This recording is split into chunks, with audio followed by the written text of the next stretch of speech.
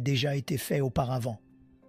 Je vais démanteler Mahomet ce soir, le Coran ce soir et la Mecque, et je vais le faire en utilisant uniquement des preuves du 7e siècle, du siècle où cet homme a vécu, du siècle où ce livre a soi-disant été révélé et du siècle où cette ville existait. Soyez patient avec moi, c'est énormément de choses à démanteler, et je dois le faire en 1 heure, donc je vais vous demander de ne pas me regarder. Je veux que vous regardiez les écrans, parce que nous allons parcourir rapidement ce matériel. Posez vos stylos, vous n'allez pas suivre. Arrêtez de parler à vos voisins, ils regarderont probablement ici à la place, et après, parce que cela prendra 1 heure entière et probablement un peu plus pour faire cela, je ne ferai pas. Je veux entendre vos questions, mais je ne peux pas le faire d'ici. Donc, nous allons clôturer la réunion et ensuite, je reviendrai ici devant. Et si certains d'entre vous ont des questions à me poser, faites-le. Mais avant cela, je veux présenter des livres que mon bon ami Georges, qui est au fond, lorsque vous irez dans le foyer, regardez ce livre.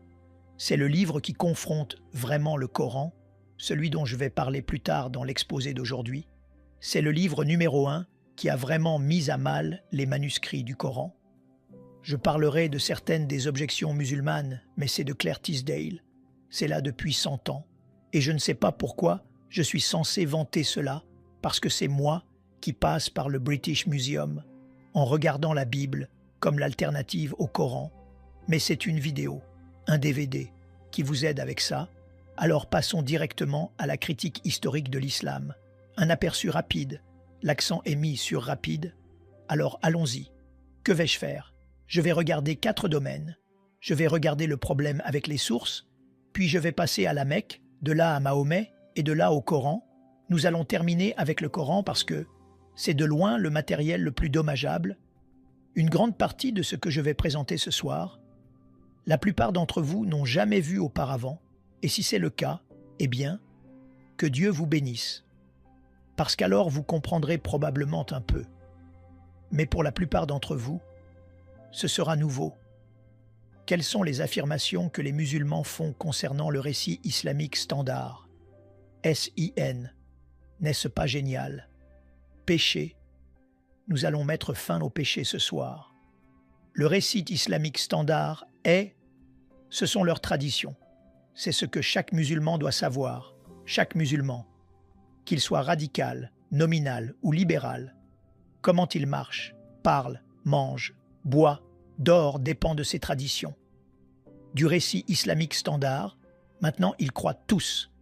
Chaque musulman croirait que Mahomet était le dernier et le plus grand prophète né à la Mecque en 550-70, mort à Médine en 632, a modelé l'islam pour le monde entier comme un paradigme et a reçu le Coran comme sa révélation finale. Par conséquent, le Coran et sa révélation envoyée entre 610 et 632, c'est la plus grande, la seule révélation parfaitement préservée selon l'islam, la révélation finale, et elle corrige tout ce qui s'est passé avant. Donc, l'islam, naturellement, dirait qu'il est leur religion finale, basée sur la vie de Mahomet, et ses paroles, c'est la sunna, et sur les enseignements du Coran. Conclusion. Eh bien, évidemment, ils dépendent de 3 choses. Le livre, l'homme, le lieu, et c'est ce que nous allons confronter ce soir. Le livre, l'homme, le lieu, le livre, le Coran, l'homme, Mahomet et le lieu, la Mecque, puisque tous les 3 sont fondamentaux pour l'islam, sans l'un d'eux, les 2 autres tombent, nous devrions enquêter sur les 3, et c'est ce que nous allons faire ce soir, mais au 7e siècle et dans la partie centrale de l'Arabie, le Hedjaz, où se trouvent la Mecque et Médine. Pour faire cela, nous devons commencer par les sources. Où allons-nous aller? D'où viennent toutes ces histoires? Tout ce que nous savons sur Mahomet, tout ce que nous savons sur la Mecque, tout ce que nous savons sur le livre lui-même doit venir d'une source. Alors allons voir cette source, parce que cela soulignera pourquoi il y a un problème avec tout le reste ce soir. Maintenant, pour être cela, je veux que vous regardiez cette carte. Voici une carte du Moyen-Orient de l'Arabie selon le récit islamique standard. L'empire de Mahomet englobait cette zone brune. Alors regardez la zone brune. C'est ce qui existait en islam jusqu'en 632 quand il est mort. Puis ce qu'ils nous disent, c'est que la période des Rachidoun est entrée en existence. Ce sont les 4 premiers califes suivants. Ils englobaient 7. Zone orange. Donc il y a l'expansion qui s'étend, et puis vous avez la dynastie Omeyyade, qui est le premier grand califat, selon eux. C'est la zone violette. Je ne me soucie pas trop de la zone violette ce soir. Je veux regarder la zone brune et la zone orange. D'accord. C'est la zone que je veux regarder. Donc de Tripoli à l'ouest jusqu'en Afghanistan à l'est, de la Turquie au nord jusqu'au Yémen au sud. Soyez patients avec moi, allons-y. Maintenant voici ce qu'ils disent, c'est leur récit. Ce n'est pas mon récit. Ils disent que Mahomet est né en 570. Le Coran a été révélé à partir de 610, puis il monte et va de la Mecque jusqu'à Jérusalem, monte aux 8-7 cieux, rencontre Allah, descend, rencontre Moïse et découvre qu'il doit prier 50 fois. Moïse dit de le faire descendre. Alors il fait des allers-retours entre le 7e et le 5e ciel et le fait passer de 50 à 30 à 20 à 10 à 5 prières. Donc cela se passe en 621, puis il quitte la Mecque, monte à Médine en 622, vient et prend le contrôle de la Mecque et défait la Mecque en 633 et meurt ensuite en 632. Donc c'est la vie de Mahomet selon leur tradition. Une fois qu'il meurt, Abou Bakr prend le relais pendant 2 ans, il meurt paisiblement, et ensuite vient Omar qui prend le relais pendant 10 ans, lui ne meurt pas paisiblement, il est tué, et ensuite, bien sûr, Othman prend le relais, et il dure environ 12 ans avant d'être tué, mais pendant qu'il est là en tant que calife, le Coran est finalisé. Donc le Coran, le livre dont nous allons parler ce soir, a été créé. Ce livre que j'ai dans les mains ici vient d'Othman. C'est ce que chaque musulman vous dira. Et puis quand il est tué, Ali prend le relais. Et il ne dure qu'environ 5 ans avant d'être vaincu là lors de la bataille de Siffin par Muawiyah. Donc conclusion, l'islam était entièrement formé dans le Hedjaz en 661. C'est ce qu'ils disent. Croyez-vous tous cela? Nous dirons oui pour l'instant. D'accord. Dans environ 1 heure, vous pourrez dire non. Mais pour l'instant, disons simplement oui. Continuez avec moi. Maintenant, voici la question. Tout ce que je viens de vous dire, comment diable et d'où tenez-vous cela? Eh bien, vous espéreriez que cela vienne de personnes qui vivaient réellement à cette époque, n'est-ce pas? Et de personnes qui vivaient réellement là, des témoins oculaires comme nous l'avons avec Jésus. Matthieu était un témoin oculaire, Jean était un témoin oculaire. Vous espéreriez que la même chose fonctionnerait avec l'islam? Eh bien, allons voir ce que nous trouvons pour savoir qui était Mahomet, tout ce qui se serait passé, tout ce que je viens de vous montrer. Nous devons revenir aux sources pour toutes ces histoires. Maintenant, Mahomet meurt en 632. La première source que nous obtenons est ce que nous connaissons comme sa biographie, connue sous le nom de Sira. Alors qui a écrit la biographie? Quelqu'un qui connaissait Mahomet, n'est-ce pas? Non. Le premier qu'ils prétendent qu'il écrit est Ibn Ishaq, qui est mort en 765. C'est 130 ans après Mahomet. Y a-t-il un problème là, les amis? D'accord, vous venez avec moi. Continuons. Mais nous n'avons pas Ibn Ishaq. Nous devons aller à ce gars ici. Ibn Hisham, c'est lui qui écrit réellement ce que dit Ibn Ishaq, jette la plupart et ne conserve que ce qu'il aime. Il meurt en 833. Après lui vient qui meurt en 835. C'est ce que nous savons sur Mahomet. Rien d'Ibn Ishaq. Alors débarrassons-nous simplement de lui. Le voilà parti. Mais ce n'est pas la seule chose que nous avons. Ce n'est pas la seule. Nous avons une énorme quantité de matériel sur Mahomet, sur ce qu'il dit. C'est connu sous le nom de hadith. Et les paroles, ce sont les paroles de ce que Mahomet a dit. Elles ont été écrites pour la première fois par Al-Bukhari. Maintenant, regardez sa date, 870. Vous pensiez qu'Ibn Hisham était assez mauvais? C'est 240 ans après les faits, et après lui, il y a d'autres, comme Sahih Muslim, Ibn Daoud, Tirmidhi, Ibn Majah, Nasa'i, et puis vous avez Ibn Ishaq. Donc ce sont les 6 compilations de hadiths faisant autorité qui ont été mises par écrit.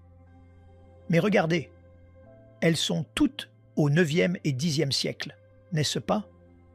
Puis vous avez encore 2 autres genres de ce que nous connaissons comme le récit islamique standard. Le tafsir sera les commentaires qui expliquent le Coran, et puis bien sûr le tariq, qui sera les histoires de toute l'humanité, jusqu'à Mahomet, d'abord écrite par Tabari. Regardez sa date, il est mort en 923. Maintenant je mets leur date de décès exprès. Parce que tout a été écrit normalement dans les 20 ans suivant leur mort, c'est quand il serait écrit. Mais cela pourrait changer et continuer à être manipulé. Je vais écrire jusqu'à leur mort. Remarquez que tout ce que je vous ai montré ne commence même pas à être écrit avant 200 ans. 200 ans après la mort de Mahomet, vous obtenez la Sira, et puis vous obtenez les hadiths 240 ans plus tard. Et ce n'est qu'au 10e siècle que vous obtenez même les 2 autres genres. Le nom d'Abdul Malik. Je le mets là parce qu'il est le premier à nous présenter quelqu'un appelé Mahomet. Regardez quand il introduit cela. Il l'introduit en 692. Mahomet est mort en 632. Vous avez 60 ans avant même qu'il ne soit introduit sur la scène mondiale. Est-ce que cela dérange l'un d'entre vous? Mais le Mahomet dont nous allons parler, le Mahomet de l'islam, ce Mahomet a été introduit par ces gens, les Abbassides. Et ils le font, ils arrivent au pouvoir en 749. Le Mahomet que nous regardons est entièrement leur invention, et ils ont eu 84 ans pour finalement obtenir sa biographie en environ 100 ans, pour obtenir ses paroles, et bien sûr les 2 autres genres. Donc Mahomet a été révélé 84 ans après que les Abbassides l'aient créé, 141 ans après qu'il ait été introduit pour la première fois, et pourtant 200 ans après qu'il ait soi-disant vécu. Ce sont tous trop tard. Maintenant, en plus de cela, jetons un coup d'œil aux gens qui les ont introduits, regardez où ils vivaient, tout ce qu'on nous a dit. Ils disent que cela se passe à la Mecque, à Médine, c'est le Hedjaz, c'est la partie centrale de l'Arabie, ces 2 cercles verts. Et pourtant, tous les écrivains de ces traditions travaillaient à Bagdad, qui est à 1200 milles trop loin au nord. Vous avez Ibn Hisham, qui est né à Bassora. Il a grandi au Caire, mais il a fait son travail à Bagdad. Le Caire est à plus de 990 milles de la Mecque. Bassora est à 1200 milles de la Mecque. Vous avez Al-Bukhari, qui écrit les hadiths. Il est de Bukhara, qui est en Ouzbékistan. C'est à 2600 milles de distance. Al-Tabari, qui a écrit. Il vient du Tabaristan, dans le nord de l'Iran. C'est à 1700 milles de distance. Aucun des écrivains traditionnels n'a vécu ou travaillé à la Mecque ou à Médine. Ils étaient tous trop loin au nord de la Mecque et venaient de l'ouest à l'est de Bagdad. Toutes ces régions du nord sont celles d'où venaient les Abbassides. Commencez-vous à voir le tableau? Il y a un problème ici. Tout ce que nous savons sur l'homme Mahomet, tout ce que nous savons sur le Coran, tout ce que nous savons sur la Mecque vient de 2 à 300 ans plus tard et de centaines de miles plus au nord, trop tard et trop loin. D'accord? Alors vous dites, eh bien, la même chose se produit dans le christianisme, nous avons le même problème, n'est-ce pas? Faisons la même application, regardons nos hadiths. En fait, mettons le même genre que nous venons de regarder pour connaître le livre, l'homme et le lieu et appliquons à Jésus-Christ.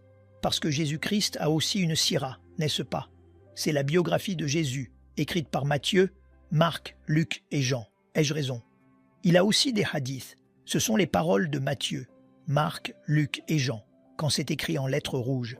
Chaque fois que Jésus parle, ce sont des lettres rouges. Donc nous avons aussi les hadiths de Jésus. Nous avons aussi le tafsir. Ce seront les commentaires écrits par Paul. Encore une fois, les commentaires de ce que Jésus disait et faisait.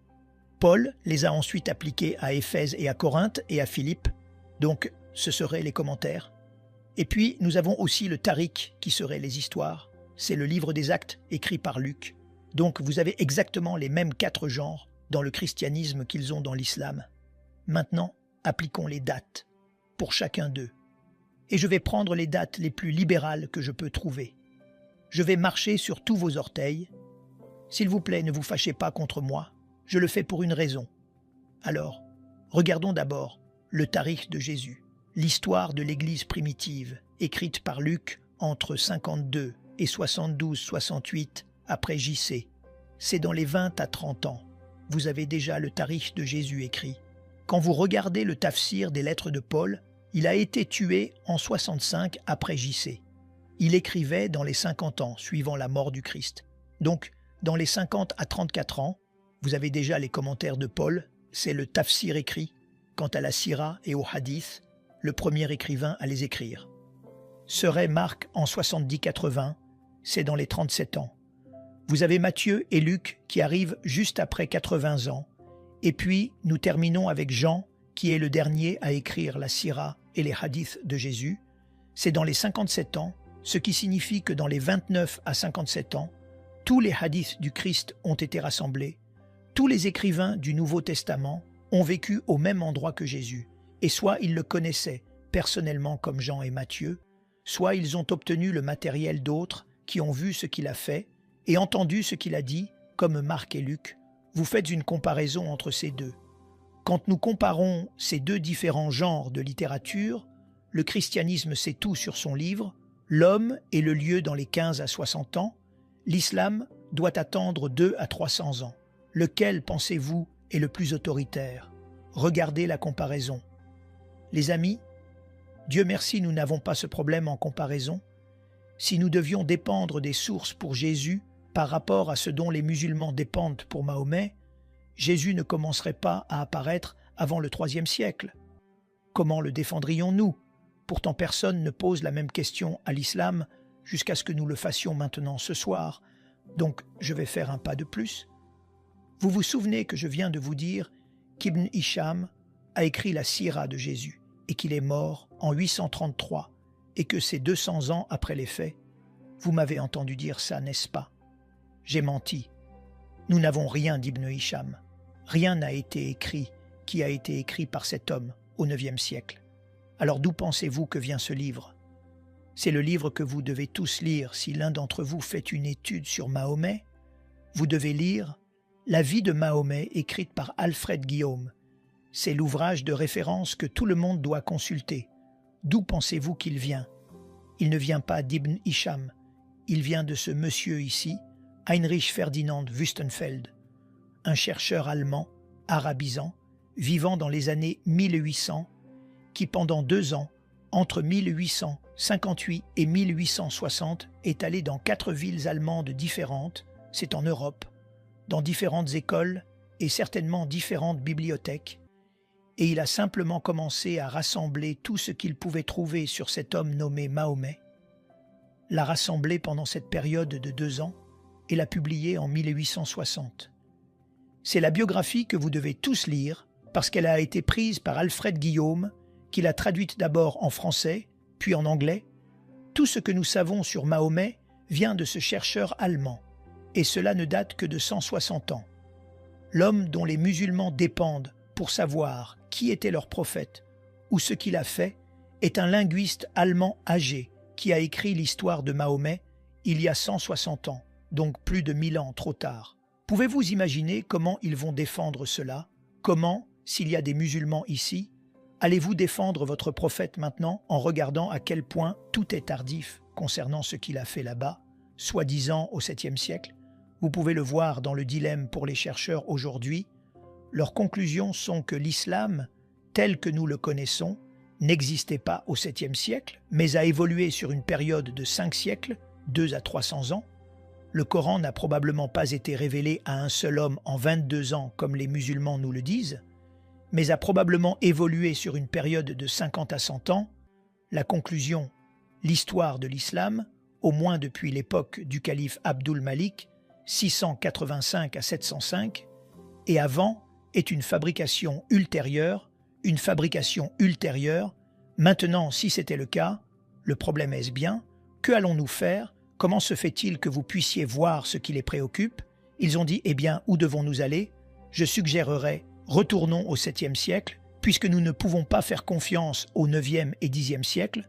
Pour ce que Mahomet faisait ou comment était le Coran au 9e et 10e, désolé, retournons au siècle où vivait Mahomet, retournons au siècle où la Mecque existait, et retournons au siècle où ce livre a été écrit. Alors, commençons par la Mecque. Pourquoi je veux commencer par la Mecque? Vous verrez pourquoi. La Mecque est extrêmement importante. Rappelez-vous que l'islam dépend de 3 jambes. Vous enlevez une des jambes, les 2 autres s'effondrent. Donc si vous commencez par le livre, l'homme est le lieu pour les 3 jambes. Si vous commencez à confronter la Mecque, ça commence à vaciller. Une fois que vous fermez la Mecque, tout le reste s'effondre. Parce que s'il n'y a pas de Mecque, alors peu importe qui est Mahomet, ou quel est le nom, ou où vous le trouvez, il n'est pas à la Mecque, n'est-ce pas? Et si ce n'est pas à la Mecque, alors de quel Mahomet parlons-nous? Et peu importe quel Coran nous regardons, il ne vient pas de la Mecque. S'il ne vient pas de la Mecque, bingo! Alors, vous avez un Coran différent. Alors, fermons d'abord la Mecque. Commençons par la Mecque et voyons ce que nous pouvons trouver. Maintenant, c'est ce qu'ils prétendent, selon les traditions, selon le récit islamique standard. La Mecque est où Adam et Ève sont jetés au chapitre 7, verset 24 du Coran. Ils sont chassés du jardin d'Éden à la Mecque. Donc évidemment, c'est la plus ancienne ville de l'histoire. N'est-ce pas? Il faut avoir des gens pour avoir une ville. Et il n'y a personne avant Adam et Ève. Donc c'est évidemment la plus ancienne ville de l'histoire. C'est là qu'Abraham a vécu selon le chapitre 21 du Coran, versets 51 à 71. C'est 1900 avant JC. Donc elle devait avoir existé, alors désolé. Revenons en arrière. C'est aussi le centre du commerce nord-sud-est-ouest. Donc ce devrait être l'un des lieux les plus connus et les mieux documentés de l'histoire. Maintenant, c'est aussi, selon le Coran, le centre de l'histoire. Mais voici le problème. Ouvrez le Coran et voyez si vous pouvez trouver ce mot, la Mecque, dedans. Vous ne le trouverez qu'une seule fois, au chapitre 48, verset 24. Donc ce n'est pas un livre, ce n'est pas un lieu auquel on fait très souvent référence, sauf une fois, c'est le lieu du prophète. Alors, regardons et voyons ce qu'il dit sur le lieu du prophète dans le Coran. Eh bien, c'est la mère de tous les établissements, selon le chapitre 6. C'est là où Adam et Ève ont été jetés, selon le chapitre 7. C'est là qu'Abraham a vécu, selon le chapitre 21.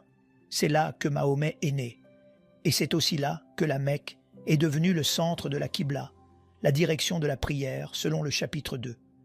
Maintenant, ce qui précède implique que des gens y ont vécu depuis le tout début.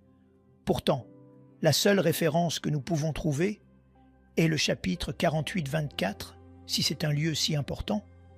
Pourquoi n'y a-t-il qu'une seule référence?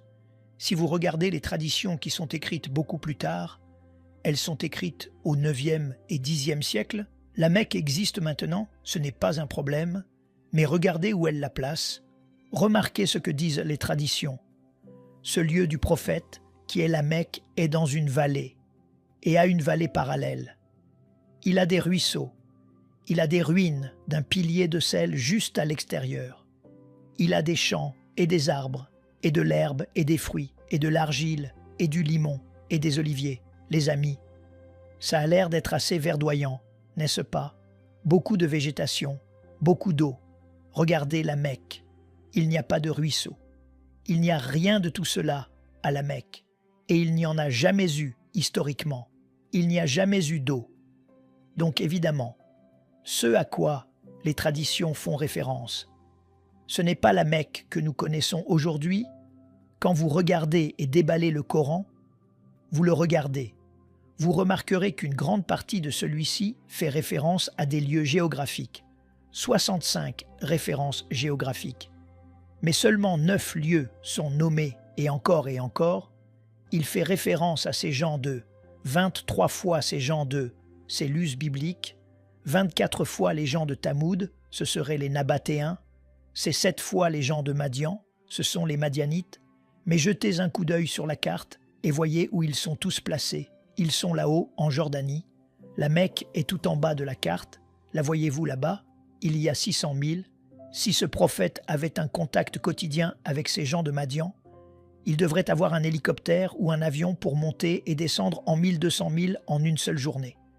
Il n'avait pas d'hélicoptères à l'époque. Pouvez-vous voir un problème, les amis? Évidemment. Qui que soit ce prophète qui a cette relation avec tous ces gens, Soit ils devaient vivre là-haut, soit ce n'est rien de plus que de la fiction, quand nous regardons les prophètes, un prophète après l'autre, Adam et Ève, Seth, Ismaël, Noé, Saleh, la reine de Saba, Daniel, ils ont tous été enterrés à la Mecque. Plus de 300 prophètes sont enterrés à la Mecque. Maintenant, quand ils sont enterrés dans une position agenouillée, afin qu'ils continuent à être préservés dans cette position agenouillée. Si c'était le cas, qu'ils soient encore là aujourd'hui, n'est-ce pas? Alors regardez toute l'énorme quantité de construction qui se passe autour de la Mecque. C'est la construction que vous voyez là. Cette tour est le 4e plus haut bâtiment du monde. Quand vous la regardez, vous remarquerez tous les bâtiments autour. Vous devez avoir d'énormes fondations pour construire quelque chose d'aussi haut. Comme ils construisent ces fondations, ils auraient dû tomber sur un prophète. Ils n'en ont trouvé aucun. Ce qui suggère qu'aucun de ces prophètes n'a été enterré là. Si ce qui précède était vrai, cela signifierait que presque toute la Bible devrait être réécrite, car tous nos prophètes sont à 600 à 1000 milles plus au sud. Alors quand est la première référence que vous pouvez trouver sur la Mecque? Elle vient de l'Apocalypse du Pseudo-Méthode, continué Auto-Byzantium, Arabica 741 après JC. Mahomet est mort en 634, 632. S'il a même vécu, c'est plus de 100 ans plus tard que nous obtenons la première référence à cela. Qu'en est-il des cartes? Est-ce que la Mecque y figure? Ptolémée est la meilleure source à consulter, car il a écrit la géographie de l'Arabie. Et il y a ceux qui ont pris sa géographie et en ont fait des cartes, comme Leonardo Hall dans les années 1400. Remarquez que lorsque vous regardez la carte, la Mecque n'y est pas. En voici une autre réalisée par Laura Fries en 1541. Remarquez que la Mecque n'y est pas non plus. En voici une autre mettant ce que Ptolémée a dit, réunie en 1571 par Sebastian Münster. Même problème. La Mecque n'existe tout simplement pas sur aucune de ces cartes. Voici une carte du 7e siècle qui a été rétablie jusqu'en 730. Voyez-vous? La Mecque dessus. Moi non.